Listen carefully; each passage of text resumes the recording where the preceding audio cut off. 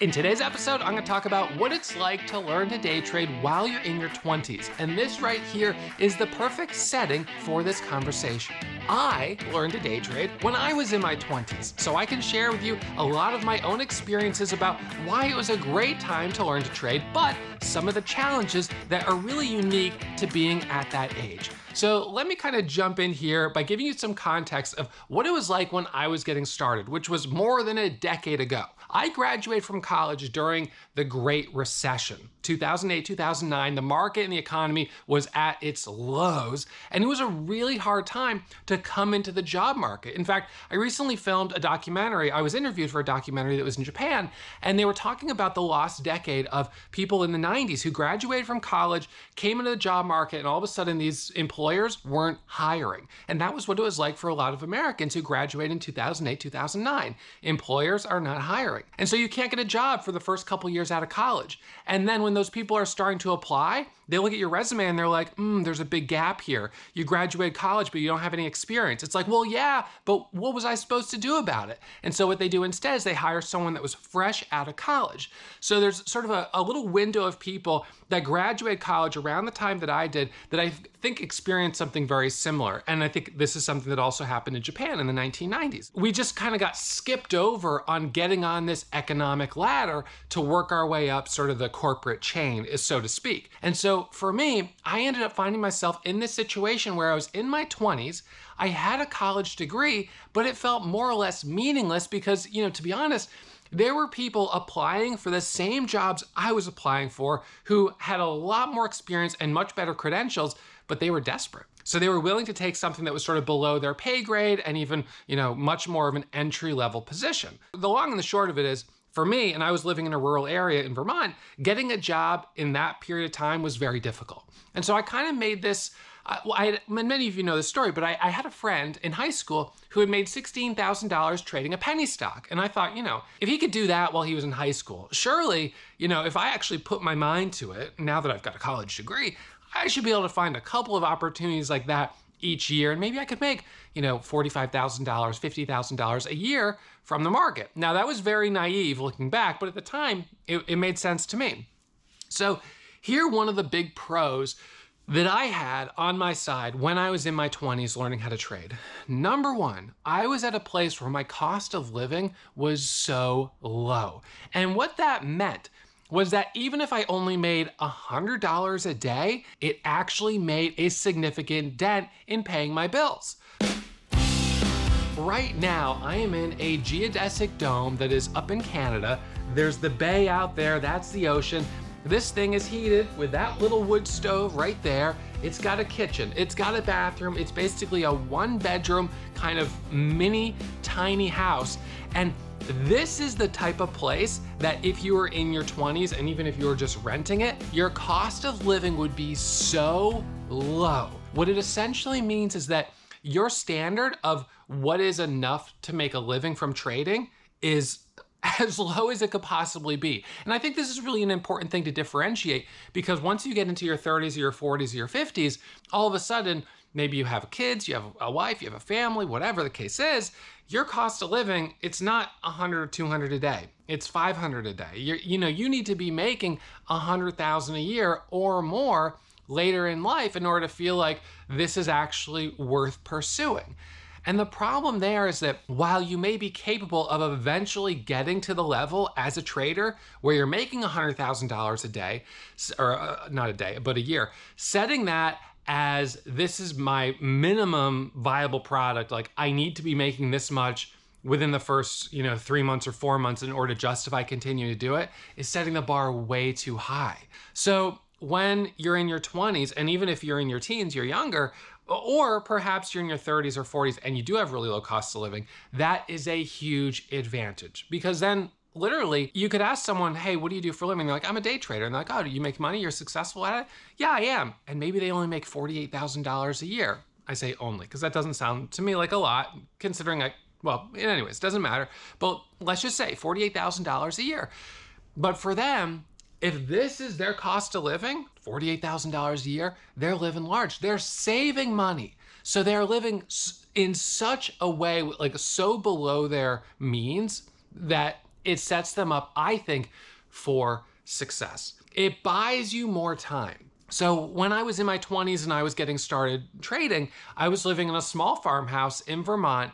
And of course it was different from this, but I had my wood stove right in the kitchen. It was a very kind of small little space.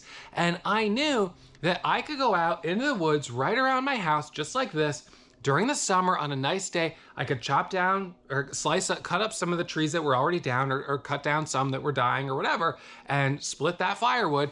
And that would be my heating source for the whole winter. You contrast that to someone in their 30s or their 40s, they're living in a bigger house, 3-bedroom, 2.5 bath house, and they've got to spend $3,000, $4,000 a year on home heating oil, right? So now all of a sudden it's like $300, $400 a month or whatever it is going just towards that utility. And then of course, because they've got a big HVAC system and maybe they've got AC or whatever the case is, now they've got an electric bill that's another $200, $300 a month, maybe more. And then you've got property tax, you've got insurance, and all of a sudden, all of this stuff stacks up. So when you're in your 20s and your cost of living is low, maybe you're living with friends, you've got roommates, maybe you're still living with your family. I feel like that is one of the best times to learn how to start trading because you can afford to take the risk and you have the learning curve. It's okay if it ends up taking you 6 months longer or 9 months longer or a year and a half longer than it might take someone else, because you're in a position where you have that cushion and you can afford, to have an extended period of time where you're not making a ton of money.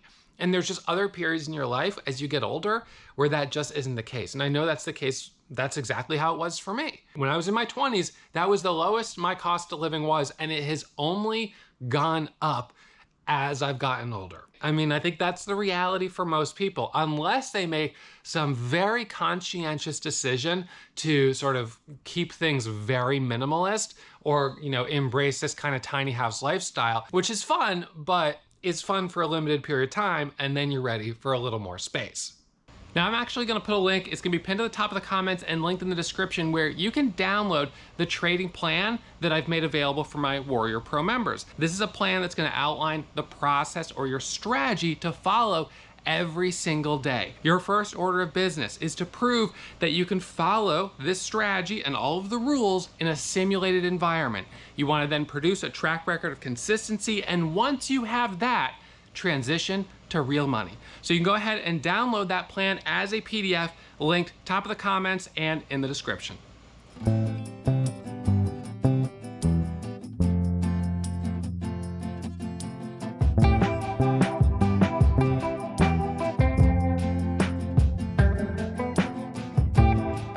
Now, the second thing I'll say about learning to trade while you're in your 20s, some might disagree with, but I'm gonna say that I actually think there's a huge advantage to not having a lot of money when you're getting started. And hear me out. I know that you're gonna be like, there's no advantage to not having a lot of money. There's only disadvantages. I'm gonna look at the glass as half full, and I'm gonna tell you what the advantages are. What I have seen is that people who come into the market when they're in their 40s or in their 50s, and they have large IRAs, 6-figure IRAs, or 401ks that they've rolled over, and now it's an IRA and they can trade in it, or they just have $250,000 in an E-Trade account or a Charles Schwab Thinkorswim account. What I have noticed with people who come in with a lot of money is the combination of just the general level of sort of being naive that most beginner traders have. It's kind of that we're just naive to the real risks and the challenges of how difficult trading is.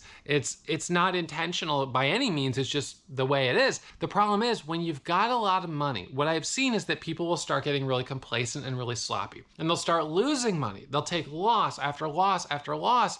And because they started with such a big amount, it's easier to sort of say, oh, I had $250,000. Oh, I'm only down 25 grand, it's only 10%. That $25,000, it's not enough for them to have sort of like a rock bottom moment where they realize I'm screwing up, this isn't working, and I have to change. And sometimes that won't happen until they've continued to lose and lose and lose and lose. The reality is that rock bottom, when you're in your 20s, to be honest, isn't far away from where you ever currently are. Because normally when you're in your 20s, and I was the same, we don't have a lot of resources, we don't have a lot of savings. So one $5,000 loss and I'm back to rock bottom, basically. But the good thing about that is you get to experience the motivation that can come from hitting rock bottom.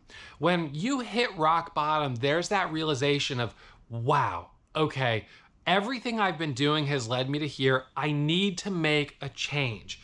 And so in a way, as a beginner trader in your teens or in your 20s, hitting rock bottom because you funded a $3,000 account and then you blew it up is gonna force you to have a real sort of like moment of hopefully awakening, that I need to evaluate my metrics, I need to make a change, I need to do better. And it's because of the experience of having that big loss. It's a relatively big loss. For you, it's a big loss. For someone who's got a huge investment account, they might not have that same moment until they've lost $45,000, $50,000, or $100,000.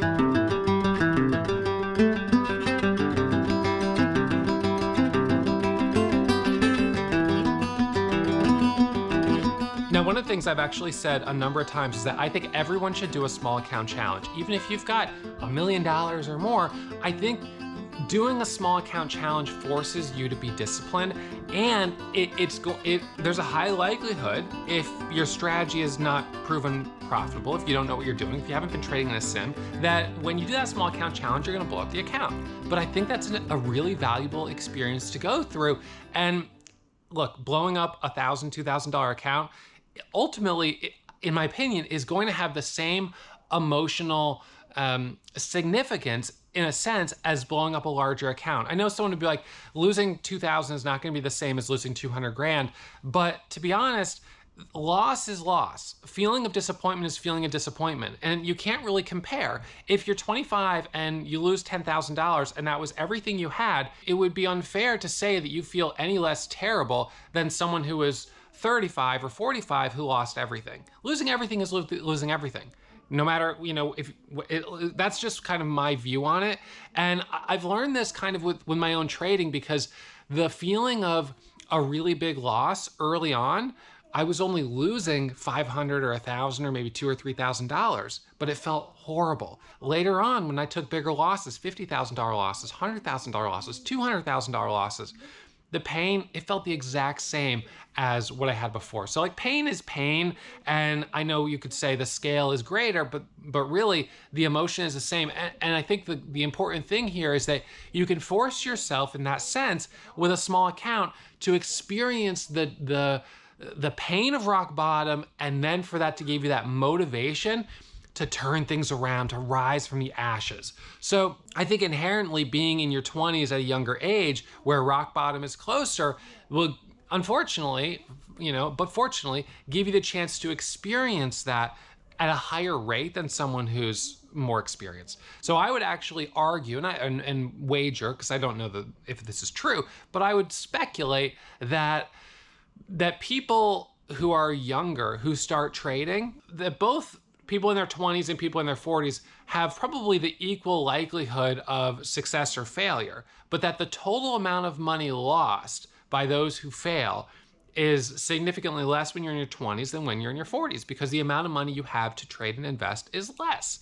And so I feel like, doesn't it make sense to go through this process, knowing of course that trading is risky and there is the likelihood that it won't work out? Isn't it better to know that when the stakes are lower and when you can afford to sort of bounce back and move on, versus in your 40s or 50s when the stakes feel so much higher? I wish that people who were in their 30s, 40s, 50s, etc., who got into trading, forced themselves to trade in a small account and didn't allow themselves to touch those big investment accounts until they first had proven they have a track record of consistency trading in a simulator, can trade in a real money account with 100 shares and match their same metrics they produced when they were in the sim, and only then start to scale up. But that's not how most people do it. Most people fund their account, have their E-Trade, Charles Schwab account, whatever it is, and just immediately start trading. So if you are younger and you're in your 20s and you're saying, oh, well, I don't have $25,000 to day trade, so inherently this is unfair for me, I would disagree with you.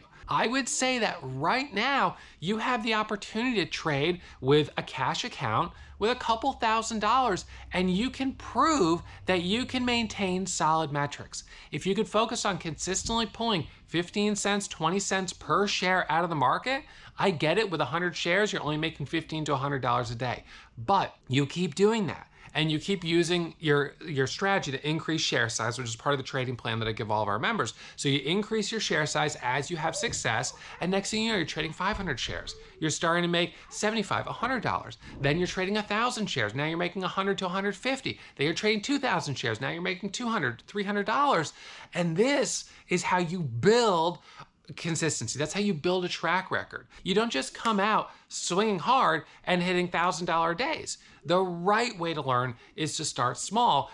And this is where being in your 20s has just this huge advantage, because you have essentially no other choice for most people than to start small. So I think that is a huge advantage. I know some people would say it's the glass half empty, but I really think you can look at it as the glass half full, and that it forces you to learn in a way that's more disciplined, and that discipline can be a lifelong skill. So I would actually wonder, just out of curiosity, is it possible that people in their 20s have a higher success rate than people who are older? Because being kind of at that rock bottom level forces discipline in a different way than when you're older. I don't know. I'm just speculating. I'd be curious to know, but I don't think we'll probably ever find out. But it would be an interesting thing to learn about, because I would sort of think, and having talked through it here, that age difference actually could give you an edge. Now, one of the things that I've always told aspiring traders is that it's really good when you can diversify your income or you keep your cost of living super low, because it keeps the pressure down. And this again kind of comes back to that first big point, that when you're in your 20s, you have this inherent advantage because your cost of living is basically as low. I mean, it's not as low as when you're a kid and you're totally under your parents' umbrella, but it's as low as it's gonna be for your adult life. For me, when I got started, I didn't really have the benefit of multiple streams of income, as most people in their 20s won't have. But I did have that cushion of low cost of living.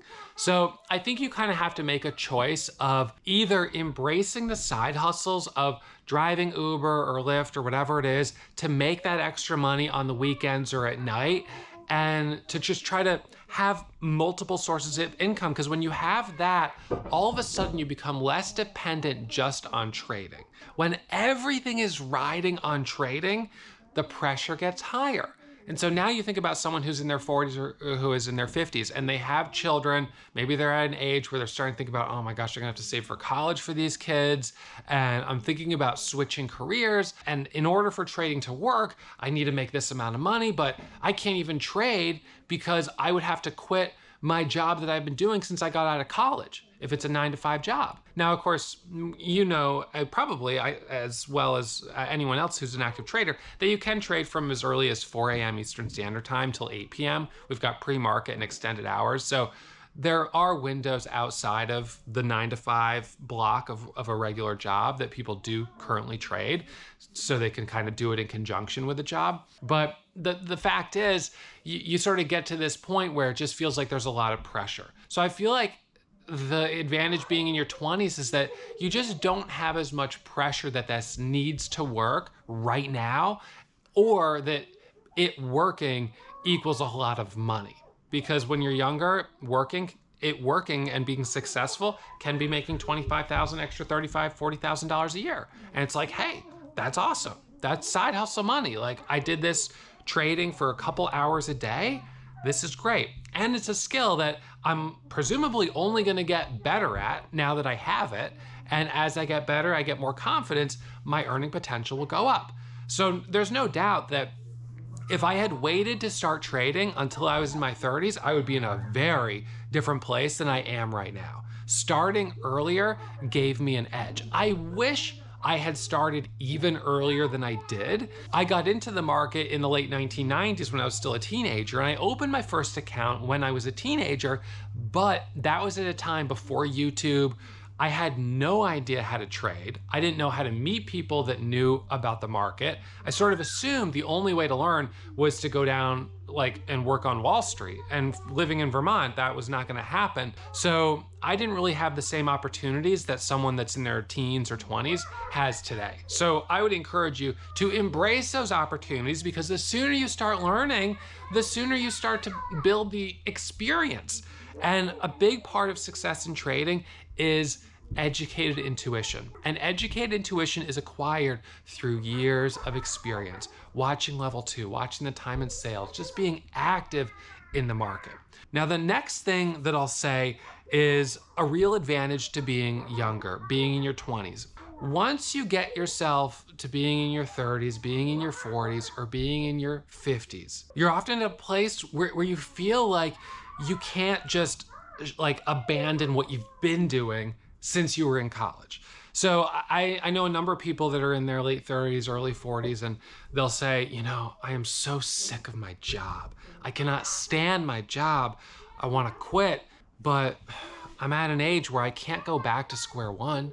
I can't go back to college at this age. They could, but they feel they can't. They've got kids, they've got to pay all those bills, they've got the wife, the family, everything else, and they're like, I guess I just have to stick this out, for another, 15, 20 years. And they're miserable, but they don't know how to escape. And they just feel like any other job that they would consider would require so much of just going back to zero. And you don't want to go back to zero when you're 45 years old. Now, of course, people do, and they're really brave to do that, but that's not easy. One of the things that I like about trading is that even though when you start in your 40s or 50s, it has that element of, unless you are at a place where you're like, have done so well financially that I can just take some years off and embrace this new thing of trading and just see what comes of it. And if it doesn't work out, it's no big deal. Either that, or number two, you can continue doing what you're doing and trading can be a side to that. But for a lot of people whose work life is just so intense and who have family, squeezing in learning something new is difficult. But what I will say, and this is sort of the third path, is that for people that are looking at doing something new in their 40s, of all the things you could do, trading is one that I really like for a couple reasons. The barrier to entry is a lot lower than other new careers. Let's just say, for instance, you want to get into real estate investing or something like that. You need to get your real estate license. You need to learn the market. You need to there's a whole connections type of thing. You need to know the right people. You need to get yourself in with a new firm and build relationships and everything else. And it's hard. That all takes time. If you want to switch jobs and become a teacher, you've got to go back to school, you've got to get your teacher certification, and then you've got to start, and you're starting at the bottom rung. And with trading, I feel like the barrier to entry is really low, in the sense that you don't have to go to college, you don't have to go get a license or something like that. Anyone can trade as much as they'd like, which is a good thing and a bad thing, because obviously people can trade who have zero experience and can end up just losing money. But it's a free market, so if you want to trade, you can do that. And the thing that I like about it is that, in a sense, with very little equipment, a computer, a couple monitors, you can become a participant in the market and you can start trading. And so your barrier to entry, if you became a Warrior Pro member, you're spending some money on your education, you're spending some money on software, and you've got your computer, and then you've got a couple $1,000s for an account. So all in, you could be sort of starting this new endeavor of learning to trade for what is relatively a small amount of money for someone, certainly in their 20s, but also even in their 30s or 40s, definitely. And because the cost of entry, the barrier to entry is low, the stakes become a little bit lower just to kind of test it out. Is this something that would work for me? And so you can start testing it out. You can start practicing. You can start trading in a simulator. And if you're in an ideal situation, you can do that while you're still working a 9-to-5 job. Those of you guys who are in California, for instance, you could be getting up at 4 in the morning and you could trade from 7 a.m. Eastern till 8 or 9 a.m. Eastern, and then go at 6 a.m. California time. Right then, you're done for the day. So like 2 hours from 4 a.m. to 6 a.m. You could do that in California if you wanted to. If you're in Europe, you could say, well, I'm in Europe, so market is I'm 6 hours ahead. So it's 3 o'clock in Europe, it's 9 o'clock in the US. So, again, you could trade when you get out of work towards the end of the day, and you could be trading the late morning, early afternoon. So there are time zones, and even in Eastern Standard Time Zone, there's jobs that can allow you to gain experience sort of around that area. But the fact is, when you're in your 30s and 40s, you start to have that, and 50s too, you start to have that feeling of like, am I really willing to abandon what I've been doing for so long? Like, let's say you're a pharmacist, or you're a doctor, or you're a teacher, and you've been doing it for a really long time, but you don't like it. You start to feel like, gosh, if I get off this path that I'm on right now, that's currently paying me 6 figures a year, day trading has to make at least that much. So I really feel like when you're in your 20s, you just don't have that extra kind of burden of, is it even worth it for me to start? Because the truth is, if you start and you do it in a safe way, all that you get are benefits. You learn about yourself, you learn about your emotional response to loss, you learn more about the market, and because you start in a safe environment, simulator, you never lost real money. So you could go through all of that at any age, and it's still a valuable experience. But I feel like when you're in your 20s and the risk, your cost of living is lower, your risk appetite is higher, it just feels like that's the best time to get started. It really is. The younger you are, the better you are. And as you get older, there's just all these additional things that sort of factor in. So like I'm at a place right now where I've been consistently making 6 figures and even 7 figures a year. And so it's like, well, yeah, I've been doing this for more than a decade. I've matured in my career to a point where I'm getting well rewarded from all the experience I have. But if I was coming into the market today as like day one, it would be a bit overwhelming knowing that, wow, people like Ross who have gotten to this level, it took them, 15 years, maybe 20 years to get there. So what are my first 2 to 3 years going to look like? If you're in your 20s and your first 2 to 3 years, you're making, 30,000, 40,000, 50,000, that might not be so bad. As you get older, that amount of money, that might be what you spend in a month, especially with kids and college and this and that.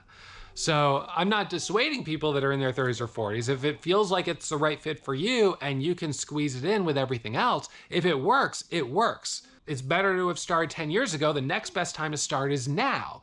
But if you're in your 20s, you have an edge, you have an advantage. So I would lean in, I would embrace that.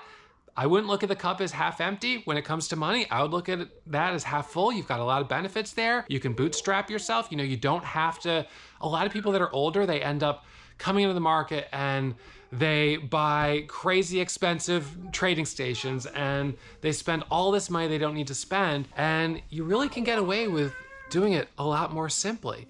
And I kind of love that about that sort of mentality of like, I'm gonna just put this together. That's kind of that Vermont mentality. That's this right here, like making it work, living simply, and learning to start and keeping it simple, like that is the best. So whatever age you are, that is the mentality to embrace. If you are in your 20s and you found this interesting, I hope you hit that thumbs up. If you're in your 30s, your 40s, or 50s, you found this interesting, I hope you hit that thumbs up, and I hope you subscribe to the channel for more episodes about trading strategy just like this.